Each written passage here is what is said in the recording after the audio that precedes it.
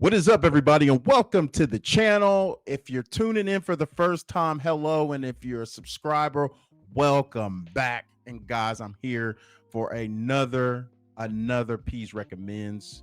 And today, the film I'm going to be discussing and recommending to you is none other than the 2005 film entitled Green Street Hooligans. Now, this movie stars Elijah Wood, Charlie Hunnam, Claire Fione, Mark Warren, and Jeff Bell.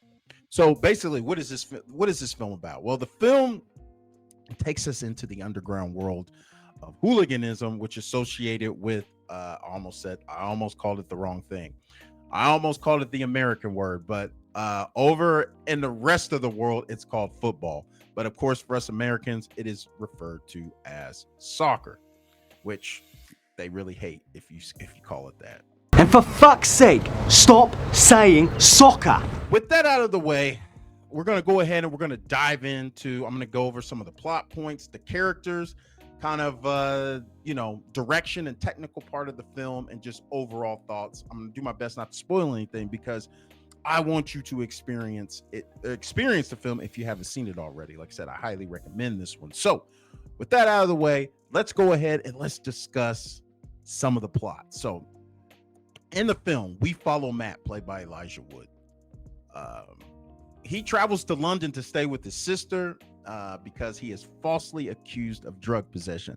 Unfortunately for Matt, he shares a room with a real piece of shit, a rich, privileged individual who, he's one of these guys that he has a name, and so he has all this entitlement, and so basically he's a cokehead. And if you live in the dorms in college, they have those RAs who do random room checks, and the rich kid tosses the cocaine and Matt's side of the room. And so it's kind of like this: if it's on your side of the room and somebody else doesn't admit to it, well, it's yours, and that's what happens. And so, like a lot of rich people, I won't say a lot, but the rich type that they think all the problems can be solved with money. So he attempts to bribe Matt, which Matt doesn't accept the money, but at the same time, Matt doesn't stand up for himself, and that's the one thing that throughout this film, as far as the Matt character, his particular arc is he has to develop the ability to be able to stand up for himself and become, like I said, become a better person, because the world's not good. The world's going to be rough for you if you let people just walk all over you, because that's all they're going to keep doing. And so Matt goes to London to stay with his sister Shannon, played by Claire Fione, and her husband Stephen, played by Mark Warren. And so when he gets there, he is introduced and he meets Mark's the actor, but Steven, younger brother Pete, played by Charlie Hunnam. Now, he is that typical, just you right when you see him, the brother who just he's coming in, going through the refrigerator, just no kind of respect whatsoever, just creating chaos when he comes in. He's very, very chaotic when he comes in. And so you can tell, like, the sister is uneasy with him around.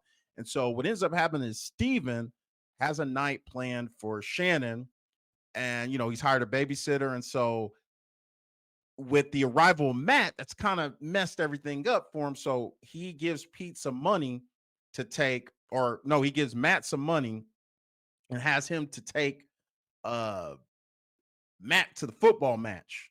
But he gives Matt strict instructions: do not give Pete the money.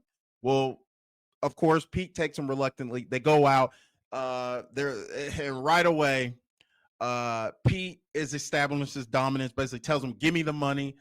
Matt's like, "No." There's a brief confrontation, and we learn right away with Pete that Matt ain't about that life.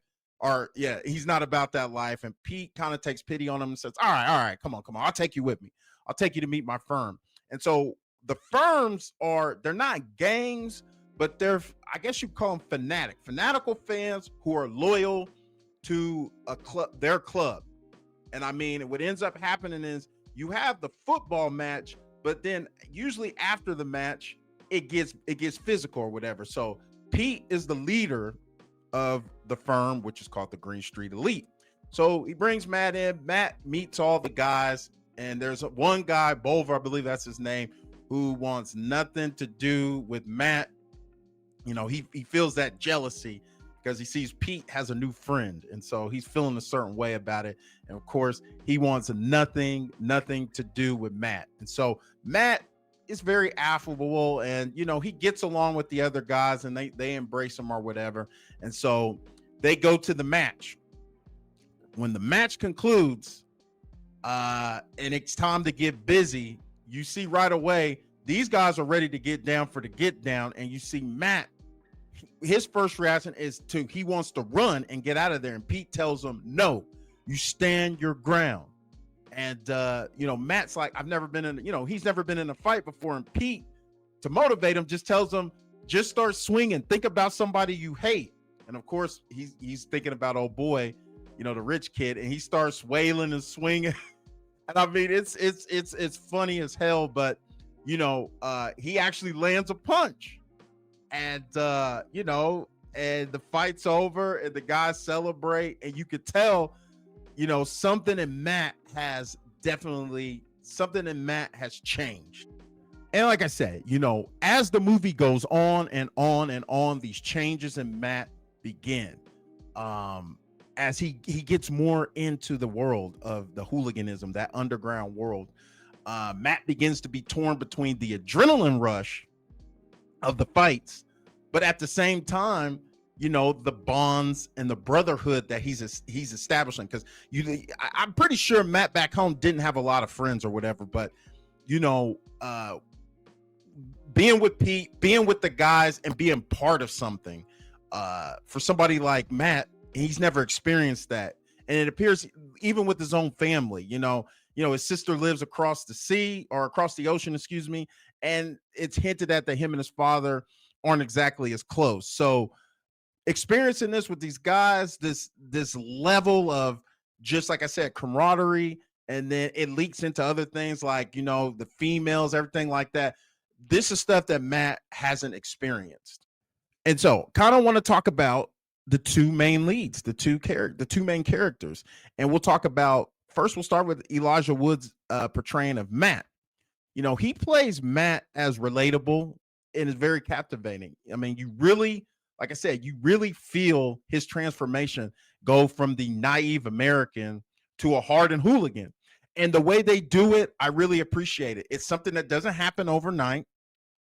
And even when the turn happens, it's somewhat believable. Like, he's not an overnight badass. Like in some other movies, they would have it where Matt becomes to the level of like Pete and some of the other guys. Like, I think at this point, I mean, he's definitely not one of the best fighters, but he's tough and he stands his ground. Like, he'll fight.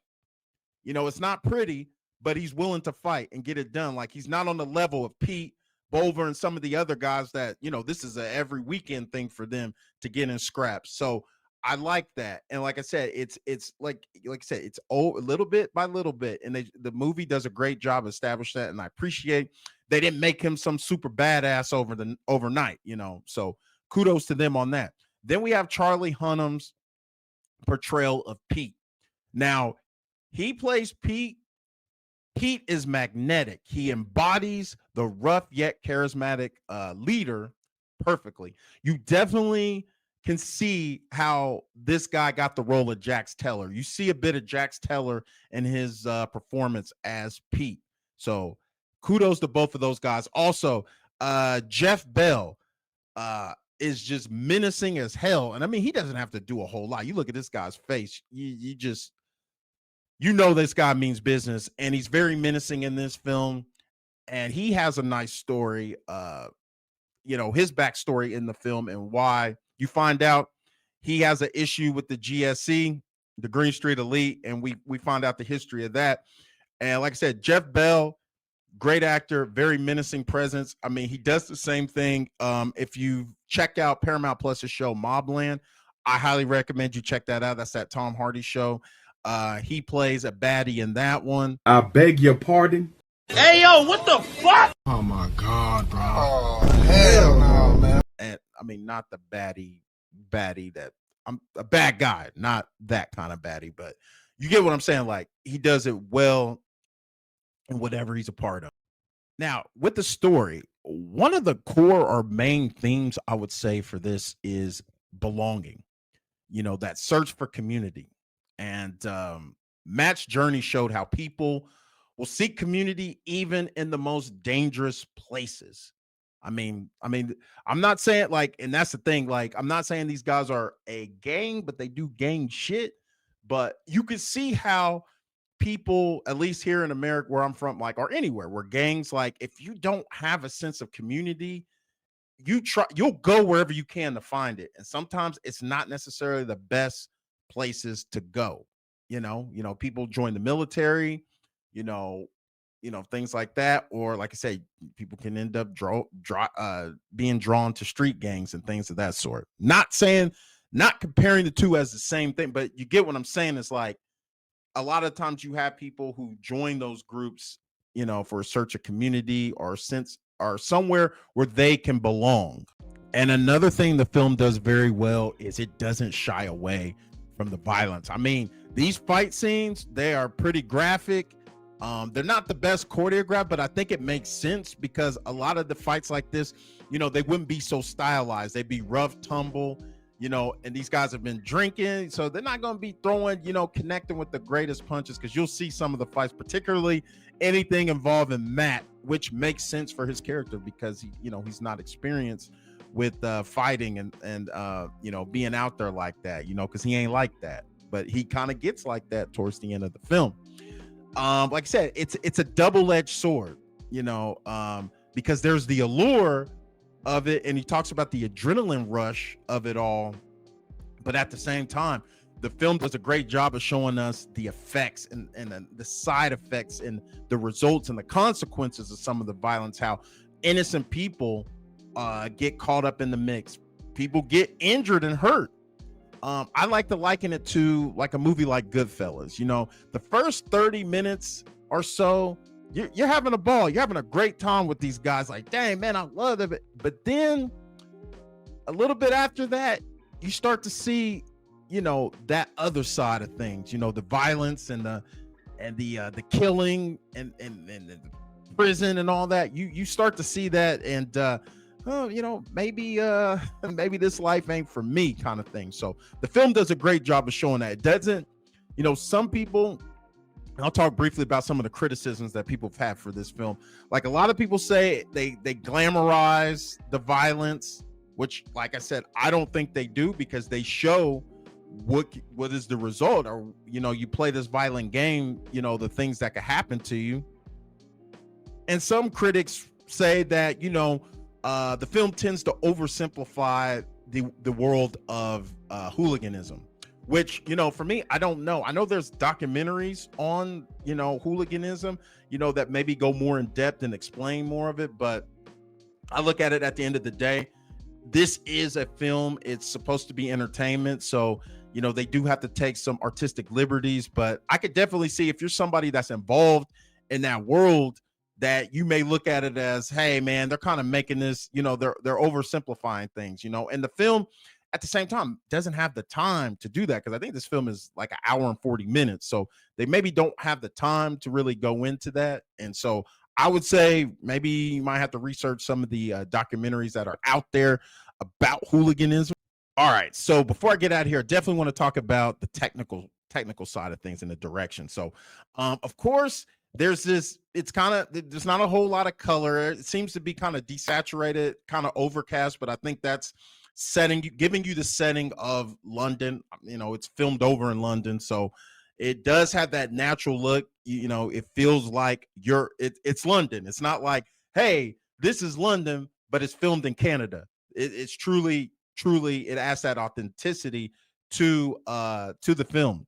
Also, there's a lot of handheld shaky cam style of filming, and which immerses you in the crowds when you go to the soccer matches, and of course the chaos and the intensity of the fights when these guys are getting down and dirty or whatever. You feel immersed in all of that. So all in all, guys, this is a great film. Matter of fact, there's a great quality of it on YouTube. You can go on YouTube and watch the whole film, in its entirety. Great. Like I would tell you that's the best way to go about it. You can watch it there. It's on YouTube for sure. But yeah, guys, if I had to give this a score, and if you're new to my channel, scoring system is 0 to 5, 0 being trash and 5 being a masterpiece. I would give Green Street Hooligans a 3.5 out of 5. Like it's a good time. And like I said, this is the film that put Charlie Hunnam, at least for me, on the map. Like, man, who is this guy? And then to see him go on.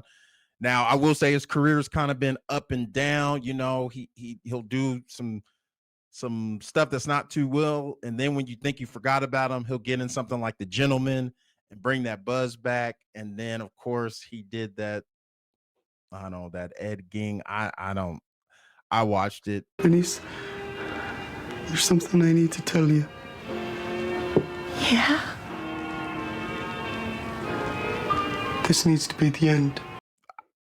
I don't know. I didn't like it, but who knows? So, some people may have liked it. It wasn't for me. I'll just put it to you that way. But with that being said, guys, I'm highly recommending you check out Green Street Hooligans. Like I said, it's on YouTube. Check it out if you got the time. Now, with that being said, everybody, like I always say, if it's for 1 minute, 5 minutes, the whole damn video, I appreciate you taking time out of your day to view my content. If you haven't already, please do me a favor, hit that subscribe, smash the like, and get in the comments. And like I said, like and share this, man. Get this thing out there. I'm trying to get in the algorithm, but I can't do it without you. So, guys, if you watch it, give it that thumb up, share it, do what it needs to be done. Help me out, help a brother out, trying to grow this thing, but I can't do it without you. So with that being said, everybody, it's your boy P signing off. And guys, I'll see you in the next one. Take it easy.